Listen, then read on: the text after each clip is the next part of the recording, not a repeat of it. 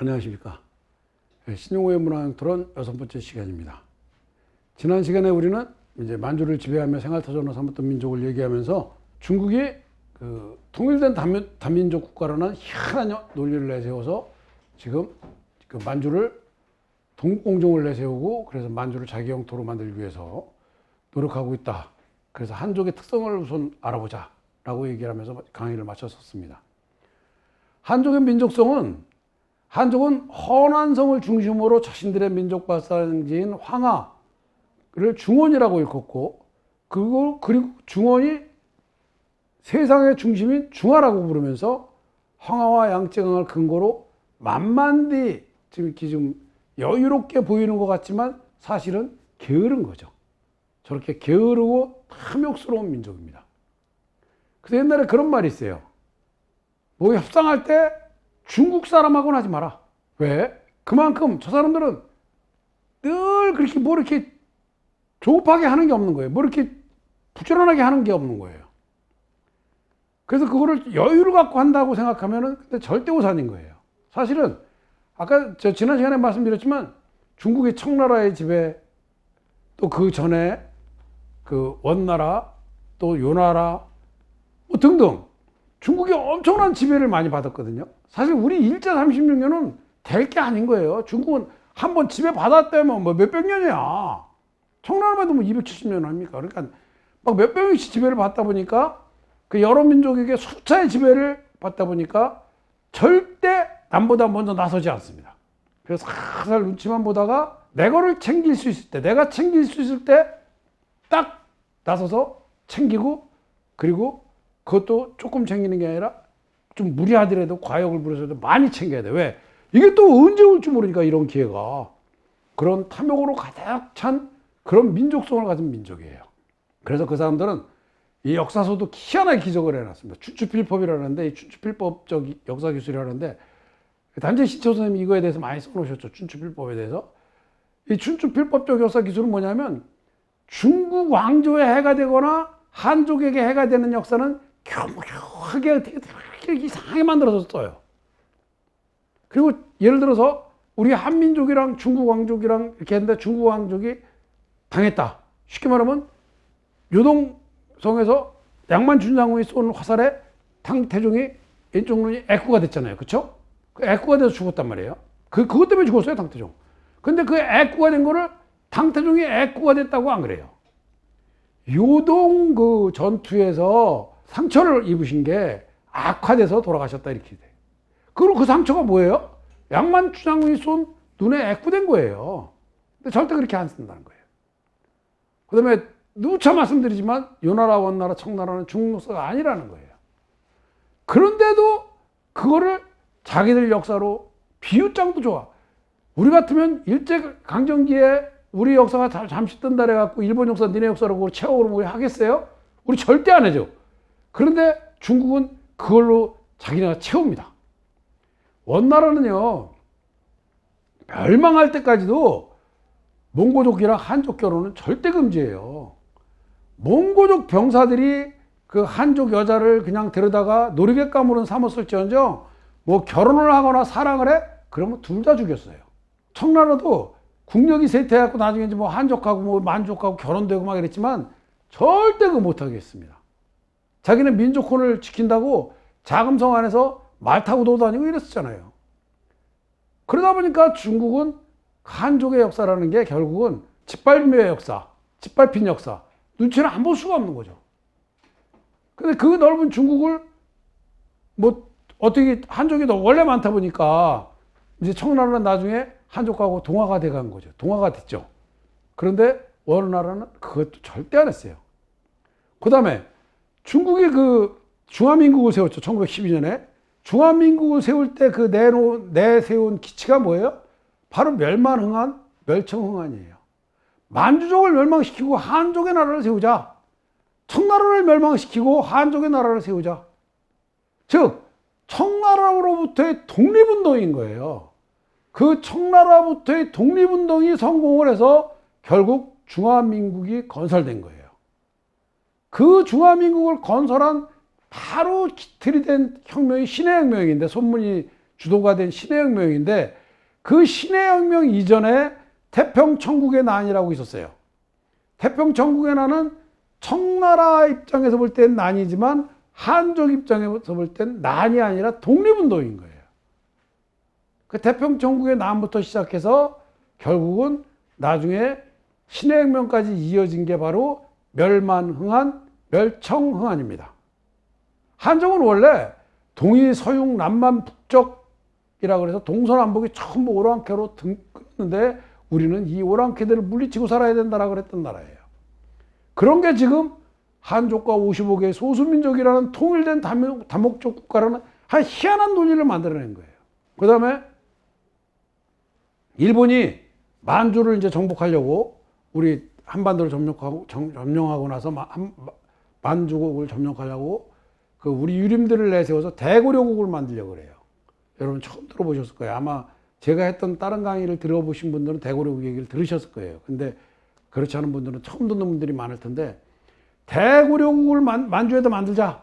이게 고구려의 그 기상을 받는 나라다. 뭐 이래갖고 일본하고 중국 그 만주 쪽, 북방 그 말고 이 남방, 쉽게 말하면 손문 쪽, 그쪽 그 병사들하고 그쪽하고 중국, 그때는 중국이 둘로 갈라져, 청나라 후손들하고 이쪽하고 갈라졌을 때니까요. 그래서 남방군벌, 북방군벌 그랬을 때예요.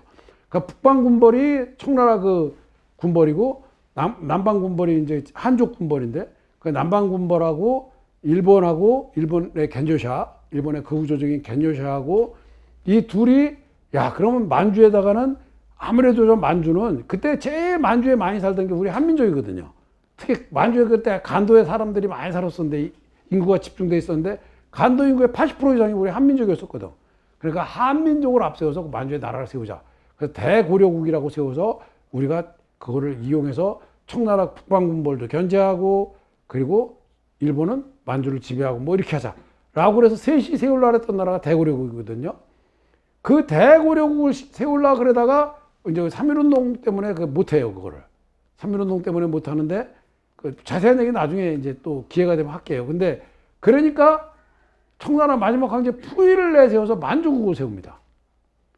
1932년에 만주국을 세우잖아요. 그렇죠? 근데 만주국을 세우니까 만주에는 이제 만주족들이 청나라가 쉽게 말하면 청나라 중원까지 다 점령을 했다가 만주에 작은 나라를 하나 갖게 된 거예요.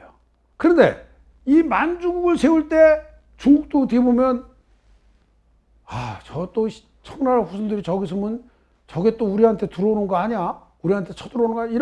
이런 어떤 것도 있었지만 그때는 일본이 강하게 나오니까 일본 때문에 그 반대를 못하고 만주국이 그 세워지는 거를 지켜볼 수밖에 없었어요. 그런데 제2차 세계대전이 나고 만주국을 이제 해체하면서 만주국을 없앤다 그러고서 연합국이 막 만주국 상륙하고 이러니까 중국은 자기네가 조상 대대로 소원이 저는 뭐 만주 좀 가서 보는 거였거든요. 고구려가 있던 땅, 대진국 발해가 있던 땅, 청나라가 있던 땅, 저 만주 좀 한번 손에 넣어보는 게 이 사람들 평생 소원이었던 거예요. 물론 만주 전체가 청나라는 그 중에 일부였지만요. 하여간 어쨌든 간에 만주를 한번 손에 넣는 게 한족 중국 전체의 소원이었었는데 만주국 해체가 되니까 얼마나 좋아요. 그러니까 야 그래 좋아. 뭐 미국 니네 하고 싶은 대로 뭐 오키나와에 해병대 기지를 세우고 뭐라고 다 좋아. 그 다음에 소련 니네 쿠릴열도 사할린 다 갖고 다 좋아. 니네 하고 싶은 대로 해. 영국 좋아. 홍콩 내줄게. 대신 우리는 만주를 갖는다. 그래서 중국은 만주를 가진 거죠. 2차 세계대전이 끝나면서 만주가 중국 영토에 귀속된 겁니다. 그렇지만 그게 중국 영토에 귀속됐다 그래갖고 합법적으로 귀속된 게 아니잖아요. 2차 대전 연합국 네 나라가 동북아 영토 나눠먹기 하면서 중국한테 간 거잖아요. 그렇죠? 자, 미국은 오키나와에다 뭘 세웠어요? 미국은 오키나와에다 해병대 기지를 세웠어요. 해병대 기지를 세우면 거기서 중국도 견제가 가능하지만 오세아니아까지 다 견제가 가능했어요. 그때는 지금처럼 멀리 나가는 미사일이 이렇게 많지 않았으니까 당장 그 군사라는 게 군사적인 무기라는 게 지금을 보게 되는 거잖아요. 나중에 개발할 걸 대비하지 않잖아요. 그럼 그렇게까지 생각해서 하는 게 아니잖아요. 그러니까 미국은 오키나와에 해병대 기지를 세우면서 일본을 사실은 미국이 지배한 거죠, 사실은. 왜? 원래는 2차 대전이 끝나면서 일본을 분할 점령하기로 했었던 거예요. 미국, 영국, 그리고 소련, 그리고 중국 이렇게. 그런데 일본이 무조건 항복을 하니까 그게 이제 분할 점령했던 거를 싹 미국이 없애고 아이 무조건 항복했는데 그렇게 하면 안 돼. 그게 다 미국하고 그 일본하고의 그 어떤 암약에 의해서 있었던 거거든요. 그 분할 점령론이 없어지면서 미국은 오키나와에 해병대 기지를 세우고 그리고 소련은 쿠릴 열도랑 사할린을 그대로 갖고 그리고 중국은 만주를 갖고 홍콩은 평생 소원인 아시아 시장. 그래서 홍콩을 갖는 거죠. 지금처럼 이렇게 글로벌한 시장이 될 줄 알았으면 홍콩이 영국이 그 짓 했겠어요? 안 하죠? 그러니까 결국은 그런 걸 이제 그 2차 대전 그 당시의 상황으로는 그게 최고니까 자기들한테 최고의 이익이니까 동북아 영토를 그렇게 나눠 먹은 거예요. 그래서 만주가 중국으로 넘어간 거지 중국 땅은 아니거든요. 우리가 수복해야죠. 그렇게 해서 만주에 대해서 알아야죠. 제가 아까도 말씀드렸지만 그런다 그래갖고 영토 문화가 사라지는 건 아니거든요. 역사가 왜곡되고 뭐 어떻게 되고 어떻게 된다 그래도 영토 문화는 절대 사라지는 게 아니에요. 처음 시간인가 두 번째 시간에 저희가 그 영토 문화를 분류할 때 어떻게 했어요? 그때 지명 문화가 바로 영토 문화에서 규범 문화에 해당한다 그랬어요. 그리고 제가 뭐라 그랬어요? 문화 영토론에 의해서 영토를 수복하거나 영토권을 규명하려면 반드시 영토 문화가 동반이 돼야 된다. 안 그러면 잘못하면 왜곡되고 변조되고 날조된 문화와 역사에 의해서 영토 문화도 잘못되면 이상하게 된다. 그리고 그게 과연 실행되는 의미로서의 문화 영토냐 아니면 영토 문화에 의한 문화 영토냐를 영토권을 위한 영토 문화에 의한 문화 영토를 잘 생각해야 된다. 전통 문화가 행해지니까 LA 한인촌은 우리 땅이다가 된다. 제가 그 말씀 드렸잖아요. 그러니까 영토 문화를 잘 봐야 되는 거예요. 지금 이 한간에서 이 문화 영토론 강의하는 사람 중에 그 영토 문화를 이해 못하고 영토 문화 없이 문화 영토론 갖고 영토권을 자꾸 얘기하는데 그러면 안 된다. 제가 그 말씀을 드린 이유가 바로 그거예요. 왜? 아무리 그래도 아무리 왜곡을 해도 진짜 영토 문화는 왜곡이 안 돼요. 뭐냐? 만주라는 문화예요. 만주라는 지명 문화예요. 만주는 본래 부족 이름이에요. 만주올류고에 보면 1635년에 여진족에서 그 만주로 개명한 여진족의 부족 이름이 바로 만주족이고 거기에서 온 게 바로 만주라는 거예요. 누르하치의 아들인 청태종 홍타이지가 1936년에 국호를 청으로 바꾸면서 여진이라는 말을 금지시킵니다. 그리고 이후에는 만주족 쪽 혹은 만족이라 그래요. 으로만 사용해라. 그렇게 명령하면서 만주라는 지명이 그 부족 이름인 만주족에서 나온 겁니다.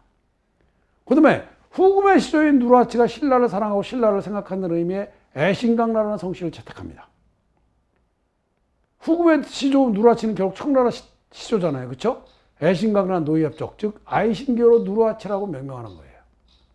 그리고 청나라 패망 이후에 일본에 의해서 만주 황제로 추대된 청나라 마지막 황제 푸의 성도 애신강라 부이, 즉 아이신교로 푸입니다. 애신은 만주어로 금이라는 뜻이에요. 그러니까 금나라를 건국 당시 국호는 물론 누르하치 자신의 성씨까지도 신라 왕실의 성씨인 김으로 명명한 겁니다. 청나라 역사는 중국 역사가 아니라고 제가 누차 말씀드렸는데 중국을 지배한 역사예요. 그리고 우리 한민족이 그 뿌리입니다. 한족 중국은 그 흔적을 지우기 위해서 만주라는 지명을 지금 없애고 거기에 문화와 역사를 왜곡해서 동북 삼성이라고 하고 일부는 몽골로 띄워버렸어요. 내몽골로 띄웠어요. 지금 중국 지도 어디에도 만주라는 명칭을 찾을 수가 없어요. 만주라는 그 지명 자체를 없애야 그 영토문화를 말살시켜야 된다는 거예요. 하지만 이미 서양에서 다 만추리아라고 부르고 다 만주라고 부르고 있어요. 중국이 왜곡한다 그래서 왜곡되는 게 아니에요. 그 영토문화는. 청나라를 중국 역사로 가리키는 것 자체도 잘못된 거예요. 당장 우리부터 그렇게 가리키면 안 돼요. 최대의 피해자인 우리나라가 왜 청나라를 중국 역사로 가리킵니까? 청나라 또 그리고 또 청나라는 또 그렇게 만주족의 나라가 지금 후손들이 세운 만주족의 나라가 없으니까 그나마 중국 역사로 가리켜 조금 솔직히 이해를 한다고 칩시다. 사실 이해를 못하지만 원나라는 몽골이라는 나라가 딱 있는데도 원나라를 중국 역사로 가리켜요. 징기스칸이 몽골 사람이지 한족 중국 사람이 아니잖아요. 그럼 원나라가 중국 역사로 가리키는 건 하지 말아야죠. 결국 만주에 관한 문제는 한족 중국과는 전혀 상관이 없고 청나라랑 그나마 우리랑 문제가 있다면 문제가 있을 거예요.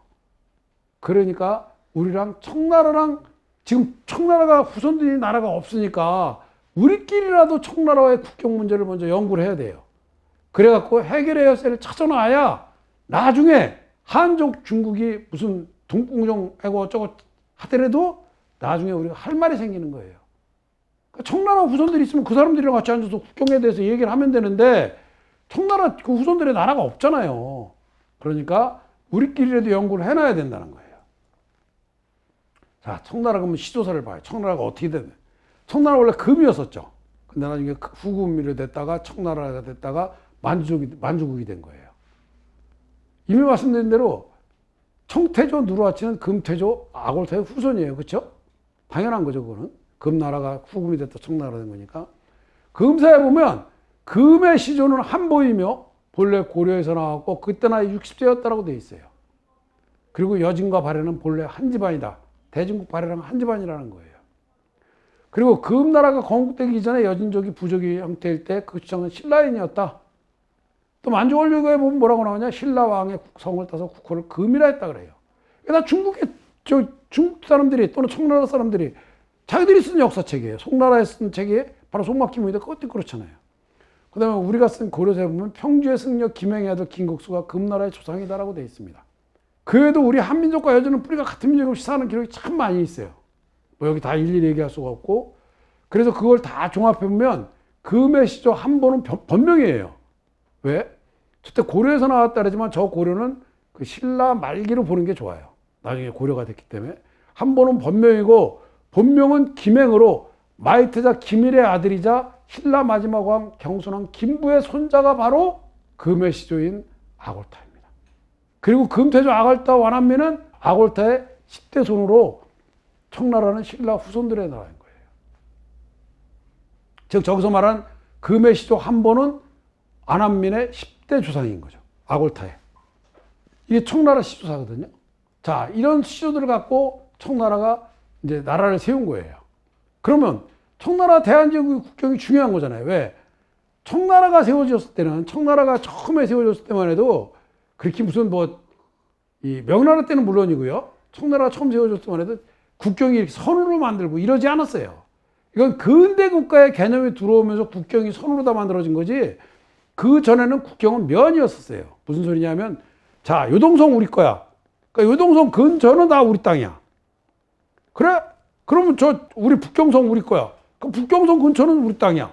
이렇게 되는 거예요. 그래가지고 전쟁을 하려고 하면 꼭 성을 지배하려고 그러잖아요. 성을 이기려고 그러잖아요. 그래서 성을 이겨야 그게 우리 땅이 된 거예요. 안 그래? 그래서 우리가 그 옛날에 임경업 장군 계실 때 임경업 장군이 계신 그 백마성은 야, 조금 피해가자. 그래서 조금 피해오고 그랬잖아요. 근데도 그건 나중 얘기지. 처음에는 어떻게든지 그걸 이기려고 거기다가 지고 그랬어요. 양만주 장군의 요동성을 어떻게든지 저걸 함락시켜야 된다. 그래서 청태종이 거기다가 애꾸는 된 거잖아요. 돌아와도 돼요. 근데 그걸 꼭 해야 돼. 그래야 그 땅이 우리 땅이 되는 거야. 그랬는데 이제 이게 점점 근대국가가 되면서 선의 개념이 도입되는 거죠. 그래서 청나라와 대한제국의 국경을 보려면 무엇보다도 간도를 알아야 돼요. 여러분 간도의 길을 듣긴 들으셨을 거예요. 근데 나는 여의도도 알고 뭐 다 알지만 추자도도 알고 다 알다. 연평도도 알고 다 알지만 간도는 모른다 라고 하시는 분들이 많으실 거예요. 다음 시간부터는 간도 이야기를 하겠습니다. 감사합니다.